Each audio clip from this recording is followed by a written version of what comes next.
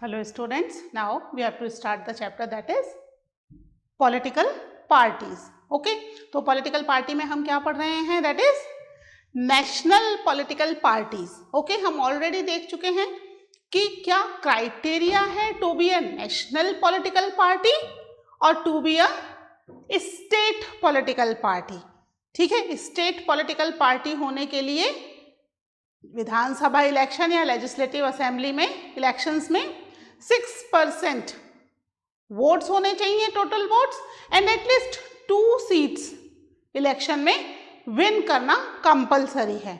वहीं अगर national political party होना है किसी पार्टी को तो उसके लिए कंपल्शन है अगेन लोकसभा इलेक्शन में 6% वोट्स, टोटल वोट के 6% वोट, लेकिन मिनिमम 4 सीट्स का होना कंपलसरी है ना. तो कम से कम 4 सीट्स वो विन करने चाहिए. इस तरीके से हम देखते हैं कि टोटल हमारी 6 पॉलिटिकल पार्टीज थी. 2016 में एक और नेशनल पॉलिटिकल पार्टी इंक्लूड हो गई, तो अब हमारे पास टोटल 7 नेशनल पॉलिटिकल पार्टीज हैं.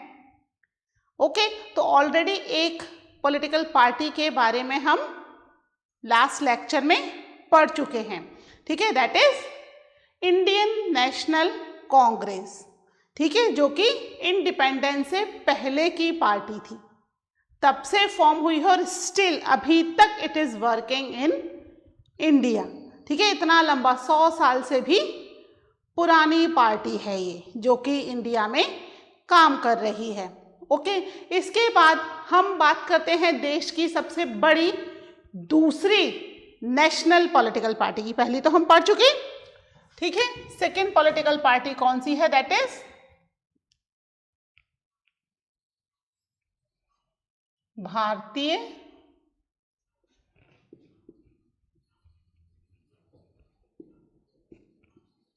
जनता पार्टी, और शॉर्ट में हम इसको क्या कहते हैं, वी कॉल इट बीजेपी. ठीक है, शॉर्ट में हम इसको बीजेपी भी कहते हैं. इसका सिंबल क्या है, कमल का फूल इसका सिंबल है ना.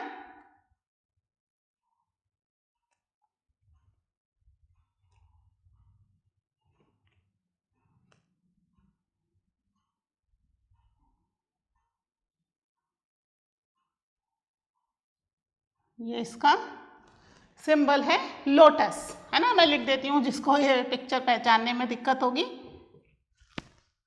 They can understood by it's name.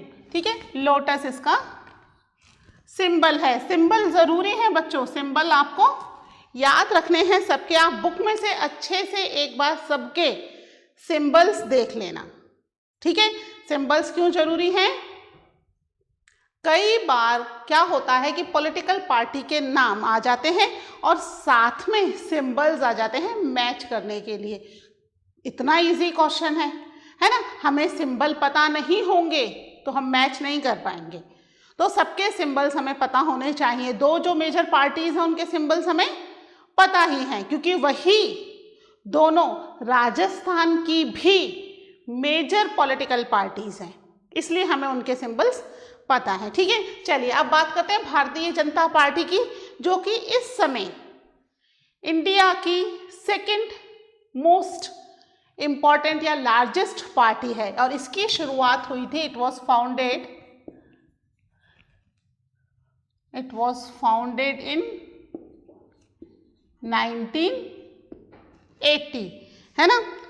Congress party के लगभग 95 ईयर्स के बाद. कांग्रेस पार्टी कब हुई थी, 1885 में, बिफोर इंडिपेंडेंस, है ना. और ये 1880 में इसको बनाया गया था. ठीक है, इसके प्रोमिनेंट लीडर्स के नाम आपको पता ही है. अभी presently also this party is ruling in India. Ruling party है ये भी इंडिया की.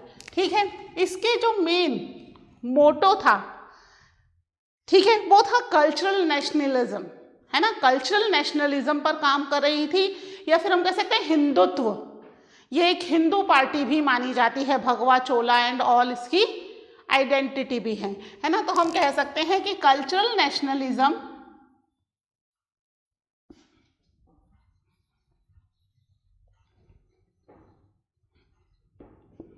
और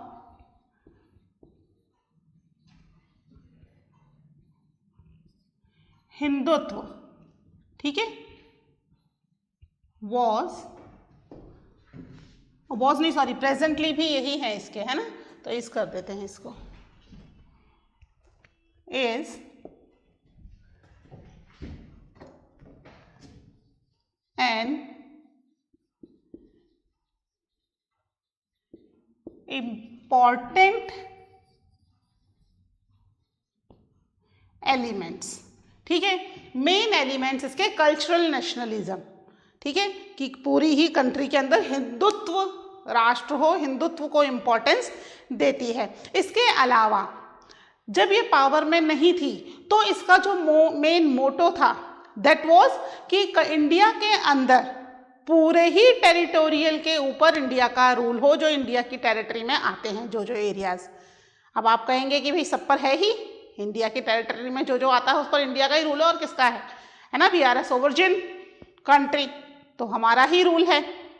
जम्मू एंड कश्मीर की बात हो रही है यहाँ, ठीक है। पहले जम्मू एंड कश्मीर में क्या थी, 370 एक्ट लगा हुआ था। 370 एक्ट का मतलब क्या है कि जम्मू एंड कश्मीर में रूल तो इंडिया का था, but due to few reasons, ठीक है, इंडिया और पाकिस्तान की बार बार कॉन्फ्लिक्ट्स ना हो, इसलिए वहां पर 370 लगा दिया गया था। यानी कि जम्मू एंड कश्मीर का अपना एक अलग रूल चल रहा था, सम पार्ट, है ना। तो ये 370 वहां लगाई हुई थी। शुरू से ही बीजेपी पार्टी इसको हटाना चाहती थी, फुल टेरिटोरियल कंट्रोल चाहती थी वो इंडिया की,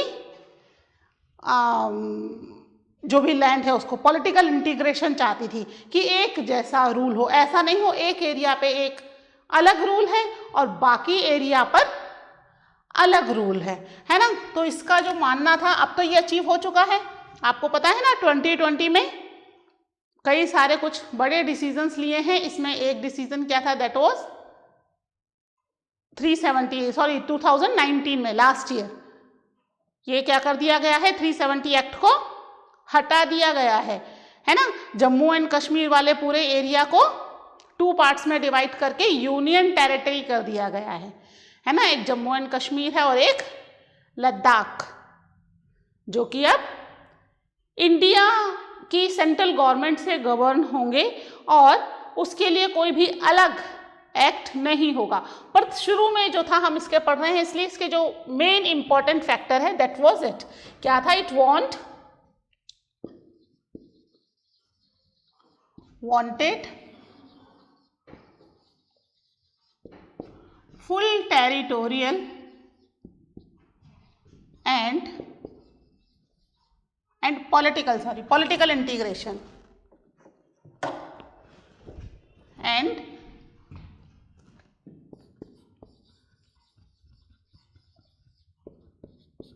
political integration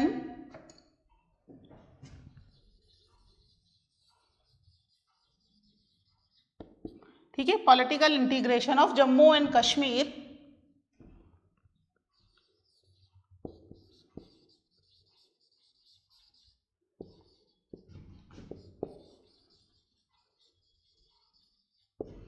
Kashmir with India, ठीक है, इंडिया के साथ उसका पूरा पॉलिटिकल इंटीग्रेशन हो, ठीक है। सबसे पहले मिस्टर अटल बिहारी वाजपेयी की लीडरशिप में ये पावर में आए, है ना। हमने देखा था ना, अटल बिहारी वाजपेयी जी 3 बार पावर में आए, ठीक है। शुरू में 13 डेज के लिए, फिर 11 मंथ के लिए, और फिर उसके बाद पूरे 5 ईयर्स के लिए आए। तो 1998 में it was came in to the power, ठीक है, केम टू पावर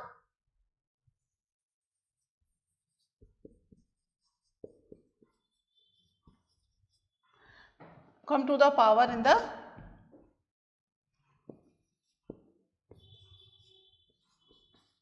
1998, ठीक है। 1998 में ये पावर में आई और इसके बाद इसने एक अलियांस बनाया। हमारे यहाँ की मोस्टली पॉलिटिकल पार्टीज 2 अलियांस में बटी हुई हैं, है ना, एक कांग्रेस का है और एक बीजेपी का है। इसने क्या अलायंस बनाया 1998 में? 1998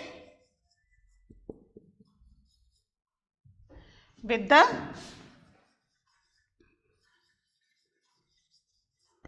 लीडरशिप ऑफ एनडीए। क्या है एनडीए की full form? National democratic alliance. ठीक है, तो ये एक लीडर बनकर आई एनडीए, और एनडीए के तौर पर इसने क्या किया, कई सारी पॉलिटिकल पार्टी को अपने साथ इकट्ठा कर लिया। ठीक है, तो 1998 में इसने एनडीए बनाई। फिर जब दोबारा इलेक्शन हुए, ठीक है, 2004 की बात कर रहे हैं हम, जब कांग्रेस पावर में आई, तब कांग्रेस ने क्या बनाई थी? यूपीए, यूनाइटेड प्रोग्रेसिव अलायंस, है ना। तो एनडीए जो है वो बीजेपी की है और यूपीए जो है वो कांग्रेस की है। ये पावर में आई, लेकिन 2004 के इलेक्शन में ये बुरी तरीके से हार गई। क्या हुआ? Lost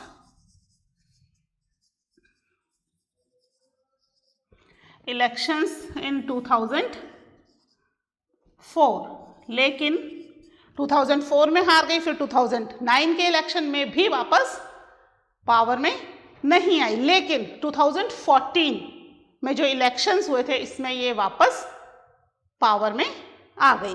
but come again in power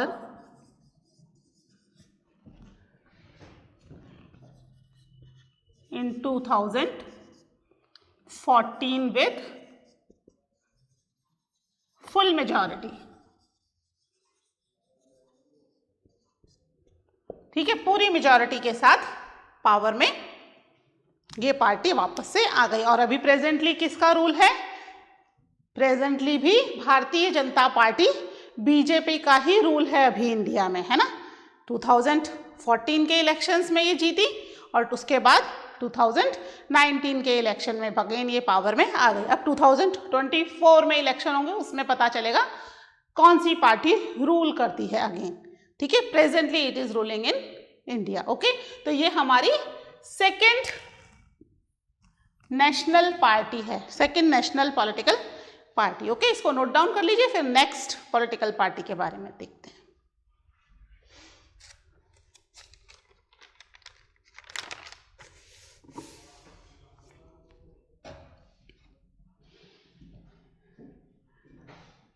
ठीक है, ये हमारी सेकेंड पॉलिटिकल पार्टी कंप्लीट हो गई। इसके बारे में और भी काफ़ी चीज़ें बुक में दे रखी हैं, है ना। मैं आपको कुछ इम्पॉर्टेंट पॉइंट्स ही लिखवा रही हूँ। ठीक है, पूरी चीज़ें नहीं बताई जा सकती हैं, तो आप बुक में से भी एक बार रीड कर लीजिएगा।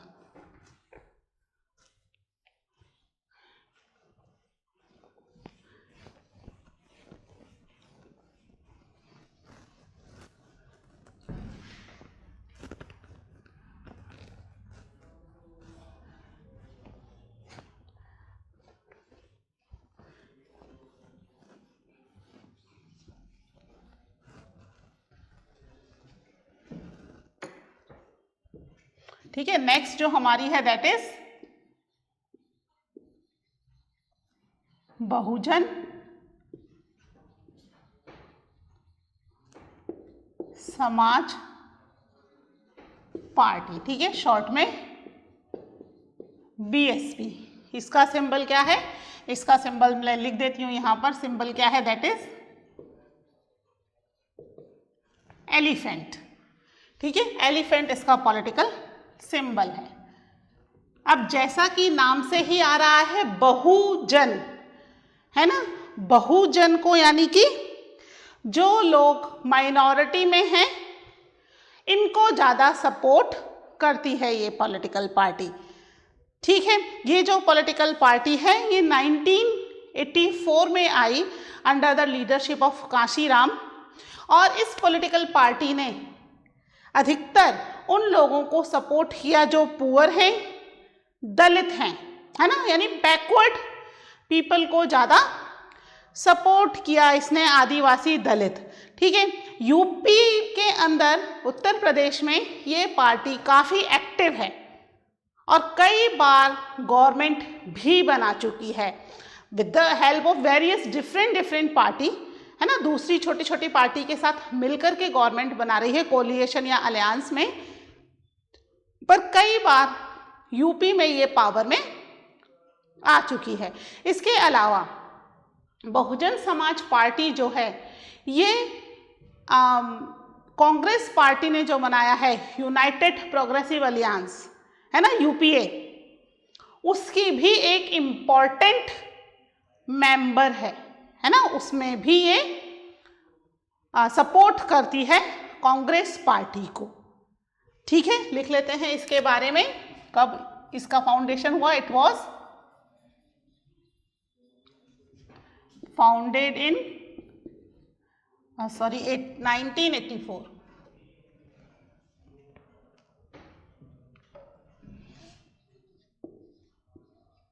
1984 under the leadership of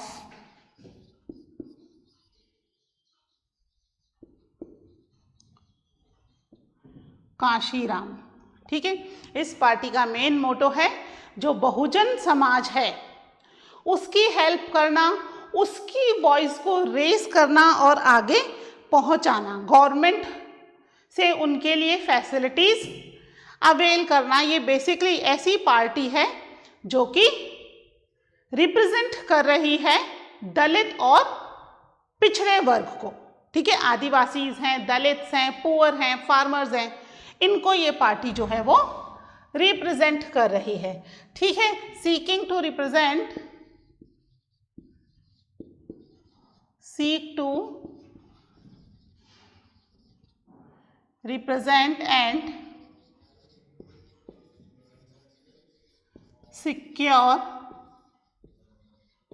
power. ठीक है, उनको पावर में लाना और उनको रिप्रेजेंट करना। कौन? To the Dalits,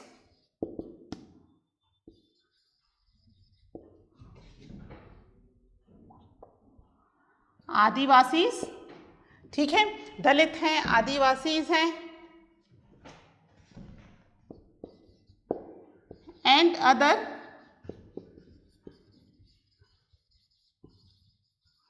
backward class. ठीक है, those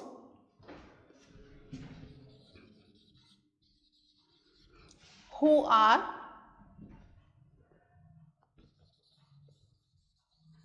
include in Bahujan Samaj. ठीक है, जो जो लोग बहुजन समाज में आते हैं उन सभी को पावर में लाना और उन्हें रिप्रेजेंट करना इस पार्टी का मेन मोटो है। ठीक है, ये पार्टी बहुत ज़्यादा जगहों पर फेमस नहीं है लेकिन कुछ स्टेट में बहुत ही ज़्यादा फेमस है, जैसे कि उत्तर प्रदेश में कई बार पावर में आ चुकी। इसके अलावा उत्तर प्रदेश के कुछ नेबरिंग स्टेट्स में जैसे कि मध्य प्रदेश है, छत्तीसगढ़ है, पंजाब है ना, इन स्टेट्स के अंदर इसकी अच्छी खासी पकड़ है। विशेषकर इसकी पकड़ जो है specially it's present in the Uttar Pradesh. Uttar Pradesh में इसकी अच्छी पकड़ है। Even it formed government so many times with the help of various other political parties, है ना। अकेले अगर मेजॉरिटी नहीं मिलती तो दूसरी पॉलिटिकल पार्टी की हेल्प से भी बहुजन समाज पार्टी ने वहां पर उत्तर प्रदेश में अपनी गवर्नमेंट बनाई है। 2004 के इलेक्शन में भी अच्छी खासी इलेक्शन में इनकी पकड़ थी। ठीक है, बहुत ज़्यादा सीट्स नहीं थी बट यूपीए को इन्होंने सपोर्ट किया था। ठीक है, कहाँ पर इनकी पकड़ अच्छी है इसकी? It has main base, it has its main base in Uttar Pradesh and formed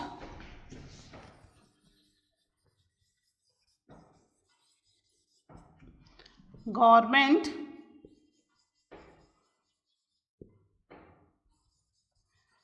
various time with the help of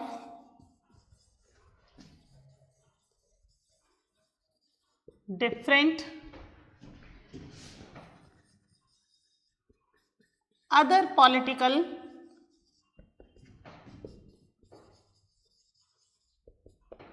parties.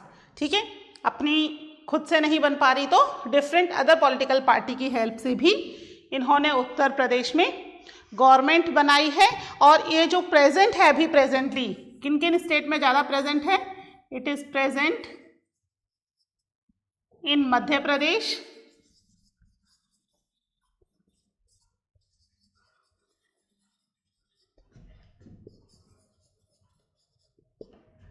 Delhi,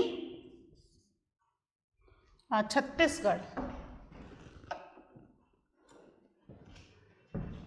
Jharkhand लिखने वाली थी मैं यहाँ पे, पर झारखंड में नहीं है ये ज़्यादा फेमस। छत्तीसगढ़, ठीक है, मध्य प्रदेश, दिल्ली, छत्तीसगढ़, पंजाब में भी बहुत फेमस है,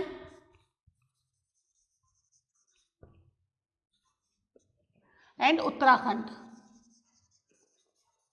है ना। उत्तर प्रदेश के आसपास के स्टेट्स में इसकी अच्छी पकड़ है और 2004 में जो क्राइटेरिया है उससे ज़्यादा ही सीट्स इसने विन की थी। ठीक है, तो ये यूपीए की हेल्पिंग पार्टी है, ये भी लिख लेना। ठीक है, it is one of the member of UPA, United progressive alliance, उसकी मेंबर है ये। ठीक है, तो this is about the Bahujan Samaj party, BSP. ठीक है, ये कौन सी हो गई हमारी थर्ड नेशनल पॉलिटिकल पार्टी, है ना। इसको नोट डाउन कर लीजिए, उसके बाद हम देखते हैं next political party.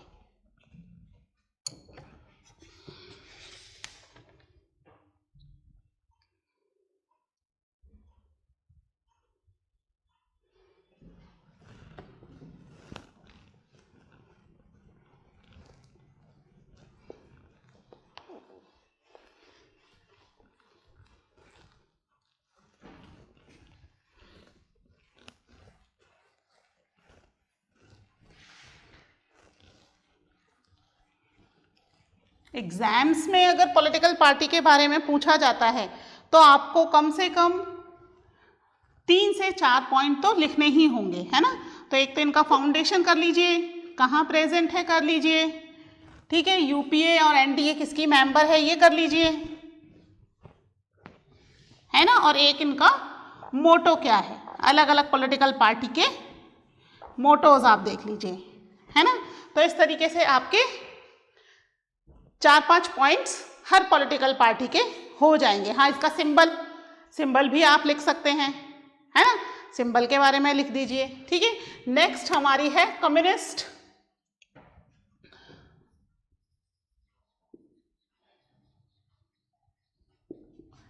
Communist party of India, Marxist. ठीक है, इसको कहते हैं CPIM।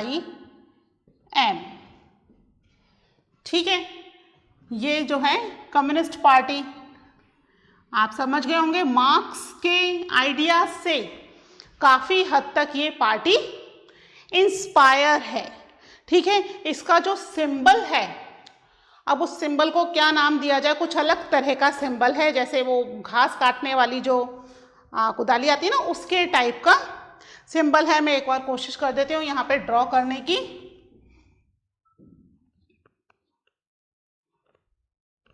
ठीक है, ऐसे ड्रॉ है और फिर एक इससे मून जैसा बना हुआ है। ठीक है, इस तरह का कुछ इसका सिंबल है।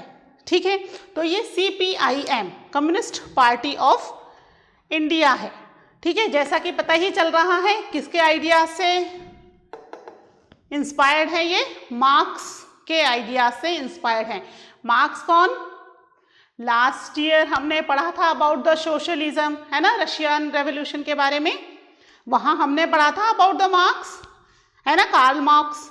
तो ये कार्ल मार्क्स के आइडियाज से प्रेरित है। इसके अलावा लेनिन, लेनिन को तो अच्छे से जानते हो ना, लास्ट ईयर अच्छा आपने चैप्टर पूरा पढ़ा हुआ है लेनिन का, है ना। लेनिन के आइडियाज से, मार्क्स और लेनिन के आइडियाज से इंस्पायर है। पहले इंडिया में कम्युनिस्ट पार्टी ऑफ इंडिया नाम से एक पार्टी थी, ये स्प्लिट हो गई, टूट गई, है ना, 2 पार्ट्स में डिवाइड हो गई। एक तो 1925 में बनी थी और ये जो है ये उससे स्प्लिट होकर के बाद में 1964 में बनी हुई है। ठीक है, ये इंपीरियलिज्म के अगेंस्ट है। ठीक है, एक ही व्यक्ति बार बार रूल करे या सेम फैमिली के लोग बार बार रूल कर रहे हैं, इसके अगेंस्ट है ना। रशियन रेवोल्यूशन में आपने पढ़े थे लेनिन के आइडियाज, कैसे इक्वालिटी, फ्रेटर्निटी, इन चीज़ों पर ज़्यादा एम्फसाइज करते हैं। और बेसिकली जो मेंबर हैं इस पार्टी के, वो मेंबर वो हैं those who are poor, workers, है ना, agriculture labourers. These members are basically main target of this party, उनके वैल्यूइंग के लिए काम करती है। ठीक है, देख लेते हैं क्या है, कब ये फाउंड हुई। It was founded in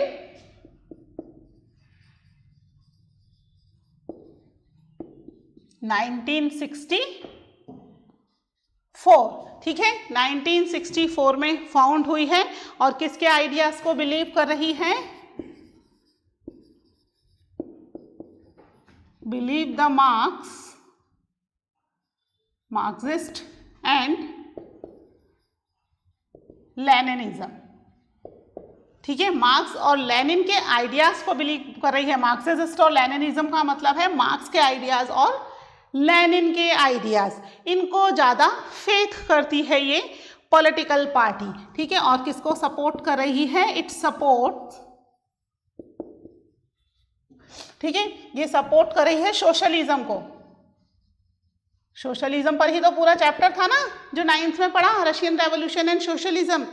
marks और लेनिन सोशलिज्म को, यानी जो प्रॉपर्टी है वो कुछ लोगों के हाथ में ना होकर सब में डिस्ट्रीब्यूट हो, पुअर पीपल को भी सारी बेसिक फैसिलिटीज अवेल होनी चाहिए। ठीक है, तो दैट इज बेसिकली सोशलिज्म। तो ये सोशलिज्म एंड सेक्युलरिज्म। सेक्युलरिज्म क्या है? अब कास्ट, है ना, किसी भी पर्टिकुलर कास्ट या रिलीजन को सपोर्ट नहीं करना क्या कहलाता है? सेक्युलरिज्म कहलाता है। तो ये सपोर्ट कर रही है सोशलिज्म, सेक्युलरिज्म एंड डेमोक्रेसी को, है ना, इनके साथ डेमोक्रेसी भी होनी चाहिए। इसको ये सपोर्ट करती है। ठीक है, और अपोज किसको कर रही है? इट अपोज द इंपीरियलिज्म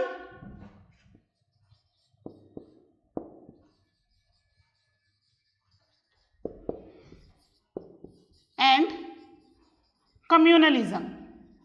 अब ये दोनों शब्द क्या हैं, कौन बताएगा? मतलब इंपीरियलिज्म यानी राजशाही, मोनार्की, है ना, राजशाही को ये सपोर्ट नहीं करती, उसको अपोज करती है कि एक ही फैमिली के हेरिडिटरी रूल नहीं होना चाहिए। साथ ही कम्युनलिज्म, कम्युनलिज्म क्या है? जातिवाद। ठीक है, किसी एक पर्टिकुलर कास्ट को लेकर के काम करना या एक पर्टिकुलर ग्रुप के लिए काम करना, इनको अपोज करती है, चाहती है कि सभी के साथ प्रॉपर एक जैसा रूल किया जाए, जिससे कि क्या हो जाए? कंट्री में सेक्युलरिज्म हो, सोशलिज्म हो, ना कि इंपीरियलिज्म हो या कम्युनलिज्म हो, है ना। ठीक है,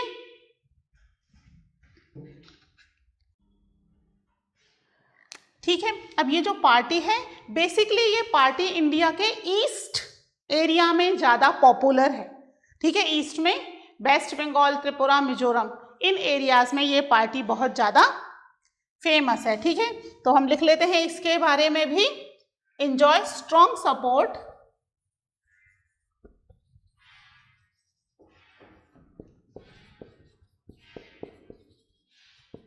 इन वेस्ट बंगाल। ठीक है, वेस्ट बंगाल के अलावा Kerala and Tripura, Kerala and,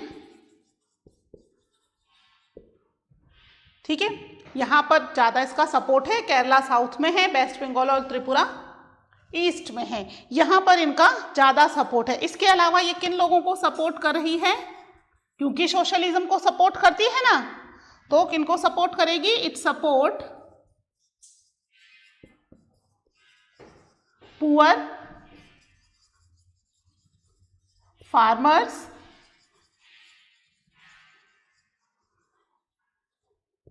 agricultural labourers, ठीक है, यानी कि जिन्हें वाकई में सोशलिज्म की जरूरत है, प्रॉपर्टी जिनमें इक्वली डिस्ट्रीब्यूट हो, उनको सपोर्ट करती है। इसके अलावा ये पार्टी जो है कंटिन्यू 30 इयर्स तक वेस्ट बंगाल में रूल कर चुकी है विदाउट अ ब्रेक, ठीक है, इसको लिख लीजिए, has been ruled in waste Bengal for 30 years, ठीक है, कंटिन्यूस 30 इयर्स तक विदाउट अ ब्रेक, ठीक है। और ये भी जो है it is also a member of UPA, UPA की मेंबर है ये पार्टी भी, ठीक है, कांग्रेस की हेल्पिंग पार्टी है, और लोकसभा में इसने कांग्रेस को बाहर से सपोर्ट किया था, ठीक है, यानी कि इन्होंने गवर्नमेंट के अंदर कोई भी इंपॉर्टेंट पोजीशन के लिए काम नहीं किया, बाहर से ही सपोर्ट, यानी मेजॉरिटी चाहिए तो इनके मेंबर्स कांग्रेस के साथ थे, लेकिन कोई भी इंपॉर्टेंट सीट्स इन्होंने एक्सेप्ट नहीं की, तो बाहर से सपोर्ट किया था इन्होंने, ठीक है। This is about the communist party of India. ये कौन सी है अपनी, this is 4th national party, okay. इसके अलावा भी हमारी और भी पार्टी बची हुई है, टोटल 7 है ना, 3 और पार्टी बची हुई है, that we will study in the next lecture, okay. Till then take care, bye.